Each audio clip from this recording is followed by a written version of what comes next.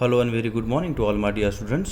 Dear students, आपण पाहतो 11वीचं केमिस्ट्री आणि त्याच्यामध्ये चालू आपला unit number 16, that is the chemistry in yearly life. Friends, हा एक लास्ट युनिट आहे आपला आणि आजचा हा लास्ट टॉपिक. आज आपण पाहू क्लिन्झिंग एजंट्सबद्दल. काय क्लिन्झिंग एजंट्स म्हणजे बघा रे, तुमच्या घरी कपडे धुवायची साबण असते, भांडे धुवायची साबण किंवा डिशवॉश बार असतो म्हणा, ठीक आहे. जसं सर्फ एक्सल म्हणा, टाईड म्हणा, निरमा म्हणा, ह्या सगळ्या गोष्टींचं मेकॅनिझम आणि ह्या सगळ्या गोष्टी कशा वर्क करतात हे क्लिन्झिंग एजंट्समध्ये येतात. बघा, जी गोष्ट आपण क्लीन करण्यासाठी धुण्यासाठी वापरतो तो क्लिन्झिंग एजंट्स आला. Cleansing agents are substances which are use to remove strain, dirt और clutter on surface. They may be natural और सिंथेटिकली डेव्हलप्ड. म्हणजे आता नॅचरली काही गोष्टी अशा वापरतो आपण ज्या क्लिन्झिंग एजंट्स असतात, किंवा सिंथेटिकसुद्धा आपण वापरतो, जसं डिटर्जंट, सोप म्हणा. बघा, types of cleansing agents. Commercially cleansing agents are mainly of two types depending upon chemical composition. सरळ साध्या शब्दात सांगतो, दोन प्रकारचे क्लिन्झिंग एजंट्स असतात मित्र. सोप म्हणजे साबण, सिंथेटिक डिटर्जंट म्हणजे पावडर फॉर्ममध्ये असते ते, ठीक आहे. जसं एक्झाम्पल सर्फ एक्सल झालं, निरमा झालं. आता सोप म्हणजे काय पाहून घेऊ. सोप्स आर सोडियम और potassium salt of long chain fatty acids. ही त्याची सर्वमान्य, सगळ्या जगात सगळ्यासारखी मानणारी एक डेफिनेशन आहे सोपची. What are soaps? Soaps are sodium और potassium salt of long fatty acids. आता कुठून मिळतात ते? They are obtained by alkaline hydrolysis of natural oil and fats with NaOH और KOH. म्हणजे ऑइल किंवा फॅट म्हणजे व्हेजिटेबल ऑइल किंवा ॲनिमल फॅटचं जेव्हा तुम्ही बेसिक मीडियमच्या प्रेझेन्समध्ये अल्कलाईन हायड्रोलिसिस करता, त्या प्रोसेसला सॅफॉनिफिकेशन म्हणतात. आणि त्याच्यानंतर तुम्हाला प्रोडक्ट सोप आणि बाय प्रोडक्ट ग्लिसरीन किंवा ग्लिसरॉल मिळते, त्या प्रोसेसला सॅफॉनिफिकेशन म्हणतात. They are obtained by alkaline hydrolysis of natural oil and fats with NaOH और KOH. ठीक आहे. This is called saponification. Chemically oils are triesters of long chain fatty acids and propane 1,2,3 triol, commercial called as glycerol और glycerine. Glycerine एकच नाव आहे. म्हणजे oil किंवा fat. आता ऑइल हे व्हेजिटेबल ऑइल, फॅट हे ॲनिमल फॅट.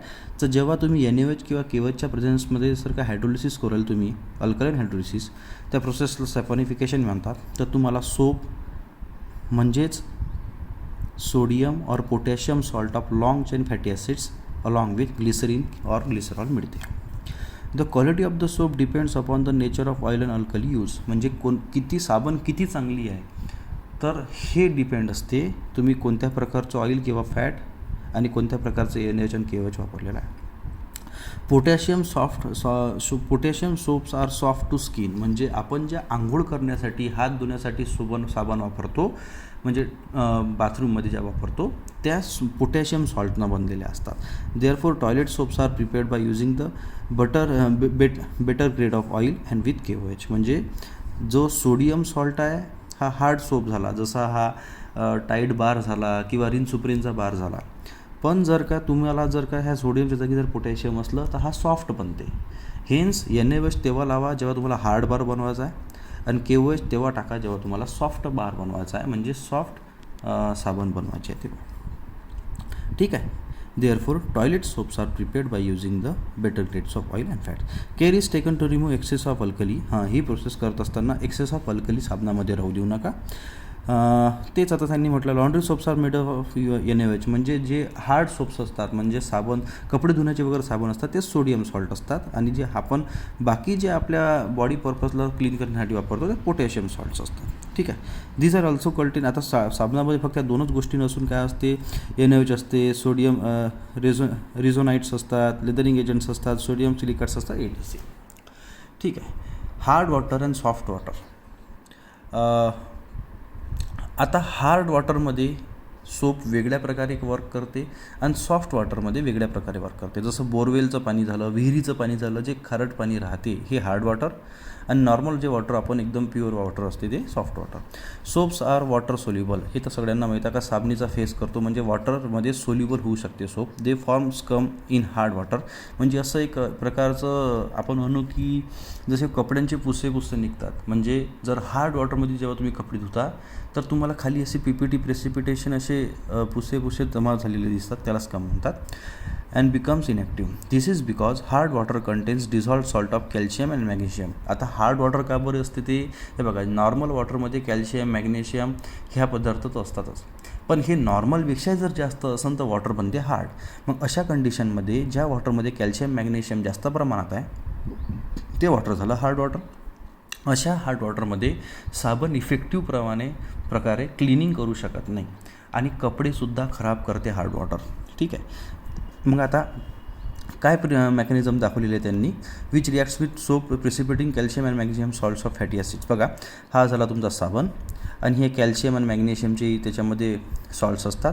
तर कॅल्शियमसोबत NaCl, हा 2 Na आणि हा 2 Cl NaCl बाहेर निघतात आणि हा calcium salt of carboxylic acid झाला जो सोडियम सॉल्ट ऑफ होता. हेच अशा प्रकारे याची बनते PPT आणि वॉटर हे सॉफ्ट करते. म्हणजे जसं हार्ड वॉटरमध्ये तुम्ही साबण यूज करता तर हार्ड वॉटरचं पहिले सॉफ्ट वॉटरमध्ये कन्व्हर्शन करणं हे साबणाचं पहिलं काम बनते आणि त्याच्यानंतर जर त्याच्यात ताकद उरली असेल तर तो कपडे क्लीन करतो. हेन्स साबणाने हार्ड वॉटरमध्ये एवढ्या चांगल्या प्रकारे कपडे साफ केले जात नाही किंवा त्याची लाईफही चांगली वाढवता येत नाही. पण सिंथेटिक जे डिटर्जंट्स असतात जसं टाईड झालं, निरमा झालं आहे ना, रिन सुप्रीम झालं, तर हे जे डिटर्जंट्स असतात हे साबणापेक्षाही हार्ड असतात आणि म्हणून ते हार्ड वॉटरमध्येही चांगल्या प्रकारे कपडे धुवू शकतात. बघा, synthetic detergents are manmade cleansing agents. म्हणजे आता मगाशी आपण जसं साबणाचं बघितलं, आता आपण क्लिन्झिंग एजंटचं बघू, म्हणजे सिंथेटिक डिटर्जंट्स बघू. There are 3 types of synthetic detergent. हे महत्त्वाची गोष्ट आहे. 3 प्रकारचे डिटर्जंट्स असतात. ॲनायनिक डिटर्जंट्स ज्याच्यामध्ये ॲनायन्स असतात, एक असतो कॅटायनिक डिटर्जंट ज्याच्यामध्ये कॅटायन्स असतात, आणि एक नॉन आयनिक्स म्हणजे ज्याच्यामध्ये कोणत्याही प्रकारचं आयन राहत नाही असे.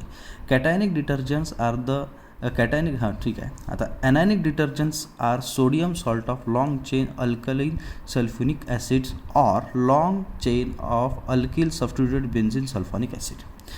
कॅटायनिक detergents are quaternary ammonium salts having 1 long chain alkyl group. याचे स्ट्रक्चर्स वगैरे तुम्हाला मी टेबल नंबर 16.3 मध्ये दाखवून देऊच. आणि नॉन आयनिकमध्ये येतात detergents are either polyethylene glycol with alkali phenol or esters of polyethylene glycol with long chain fatty acids. ठीक आहे. रिमेंबर, साबणापेक्षा डिटर्जंट्स हे हार्ड्स असतात.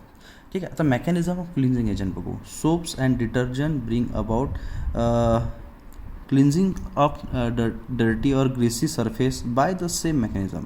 म्हणजे सोप म्हणा किंवा डिटर्जंट म्हणा सारख्याच वेळेनं ग्रीसचे म्हणा, ऑइलचे म्हणा किंवा डर्टचे डाग हे धुण्याचं मेकॅनिझम सारख्याच प्रकारे दाखवतात.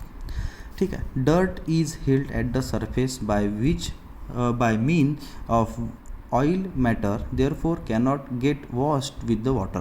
आता हे सरळ आहे. जसं ऑइलचे डागं असन किंवा ग्रीसचे डागं असन ते हे वॉटरपेक्षा हे डेन्सिटीनं कमी असतात, तेव्हा हे गोष्टी वॉटरमध्ये न राहता वॉटरवर लवकर तरंगू शकतात. तुम्ही पहा ना, ऑइल वॉटरवर लवकर तरंगते. तर अशा कंडिशनमध्ये जे मातीचे डाग आहेत ते वॉटरमध्ये सोल्युबल होतात आणि जे ग्रीसचे वगैरे डाग आहे, ग्रीस वगैरे असेल ते वॉटरमध्ये सोल्युबल होत नाही.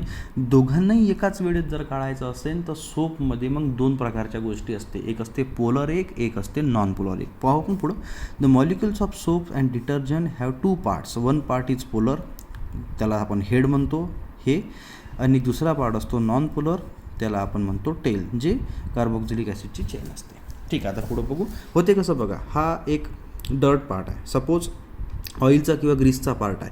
आता हाही नॉन पोलर आहे आणि ह्या जो डिटर्जंट किंवा साबण वापरला त्याचा जो टेल आहे, टेल हा नॉन पोलर एंड आहे. नॉन पोलर म्हणजे जो टेलचा पार्ट असतो तो ऑइलचे आणि ग्रीसचे डाग काढतो आणि जो पोलर एंड असतो ना तो मातीचे वगैरे डाग काढतो. ठीक आहे. नाव पोलर हेड म्हणजे हा हायड्रोफिलिक असतो, म्हणजे तो वॉटरमध्ये सोल्युबल होतो, आणि हा जो नॉन पोलर हेड असतो तो असतो हायड्रोफोबिक, जो वॉटरमध्ये सोल्युबल होत नाही, तो ऑइल फॅट ग्रीसचे डाग काढतो. The molecules of soap detergent are arrange according to the only droplets such as the non polar head. तेच मी जे म्हटलं ते समजून सांगतो. बघा, यांचं काय म्हणणं आहे, जर ऑइलचे किंवा ग्रीसचे जर पार्ट असेल तर यांचे जे नॉन पोलर एंड्स असतात ते तिथं अटॅच होतात आणि अशा प्रकारे याला हे इथून बाहेर काढतात. जर मातीचे डाग वगैरे असन, जे वॉटर सोल्युबल डाग वगैरे असन, तर ते हे पोलर एंड्स जे असतात ते त्याला काढण्यासाठी मदत करतात. बाकी कोणत्याही वेगवेगळ्या प्रकारचे त्याच्यात सांगितलं गेलेलं नाही. आता बघा सिंथेटिक डिटर्जंटचे आपल्याला प्रकार सांगितले तर ॲनायनिक म्हणजे सोडियम लॉरी सल्फेट झालं. हे बघा हाऊसहोल्ड डिटर्जंट झालं, ॲडिटिव्ह इन टूथपेस्ट वगैरेमध्ये असतं हे. कॅटॅनिक डिटर्जंट म्हणजे ethyl trimethyl ammonium bromide hair conditioner म्हणा किंवा जर्मिसाइड्समध्ये वापरतात किंवा लिक्विड डिशवॉशसाठी वापरू शकतात. नॉन आयनिक डिटर्जंट म्हणजे लिक्विड डिटर्जंटसाठी वापरतात आणि हे याच्यामध्ये याचे एक्झाम्पल दिलेले आहेत.